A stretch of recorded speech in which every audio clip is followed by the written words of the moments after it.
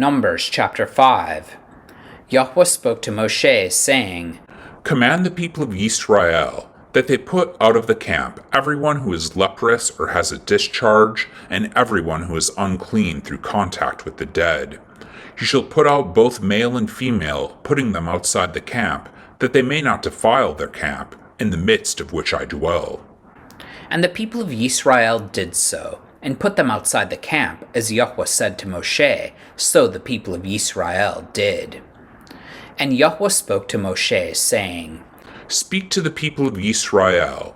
When a man or woman commits any of the sins that people commit by breaking faith with Yahweh, and that person realizes his guilt, he shall confess his sin that he has committed, and he shall make full restitution for his wrong, adding a fifth to it, and giving it to him to whom he did the wrong. But if the man has no next of kin to whom restitution may be made for the wrong, the restitution for wrong shall go to Yahweh for the kohen, in addition to the ram of atonement with which atonement is made for him. And every contribution, all the Kodesh donations of the people of Yisrael, which they bring to the kohen, shall be his. Each one shall keep his Kodesh donations. Whatever anyone gives to the kohen shall be his. And Yahweh spoke to Moshe, saying, Speak to the people of Yisrael.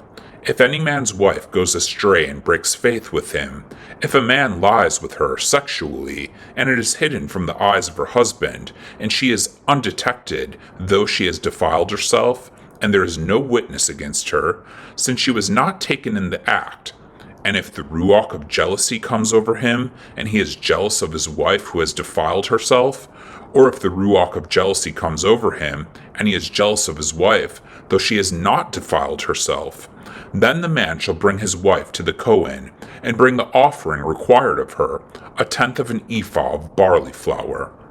He shall pour no oil on it, and put no frankincense on it, for it is a grain offering of jealousy, a grain offering of remembrance, bringing iniquity to remembrance. And the kohen shall bring her near, and set her before Yahweh. And the kohen shall take Kodesh water in an earthenware vessel, and take some of the dust that is on the floor of the tabernacle, and put it into the water. And the kohen shall set the woman before Yahweh, and unbind the hair of the woman's head, and place in her hands the grain offering of remembrance, which is the grain offering of jealousy. And in his hands the kohen shall have the water of bitterness that brings the curse. Then the kohen shall make her take an oath, saying, If no man has lain with you, and if you have not turned aside to uncleanness while you were under your husband's authority, be free from this water of bitterness that brings the curse. But if you have gone astray, though you are under your husband's authority, and if you have defiled yourself, and some man other than your husband has lain with you, then let the kohen make the woman take the oath of the curse, and say to the woman, Yahweh make you a curse and an oath among your people, when Yahweh makes your thigh fall away, and your body swell. May this water that brings the curse pass into your bowels, and make your womb swell, and your thigh fall away. And the woman shall say, Amen, Amen. Then the kohen shall write these curses in a book, and wash them off into the water of bitterness. And he shall make the woman drink the water of bitterness that brings the curse, and the water that brings the curse shall enter into her, and cause bitter pain. And the kohen shall take the grain offering of jealousy out of the woman's hand, and shall wave the grain offering before Yahweh, and bring it to the altar.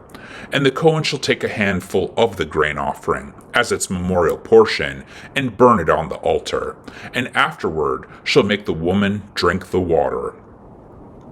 And when he has made her drink the water, then, if she has defiled herself and has broken faith with her husband, the water that brings the curse shall enter into her and cause bitter pain, and her womb shall swell, and her thigh shall fall away, and the woman shall become a curse among her people.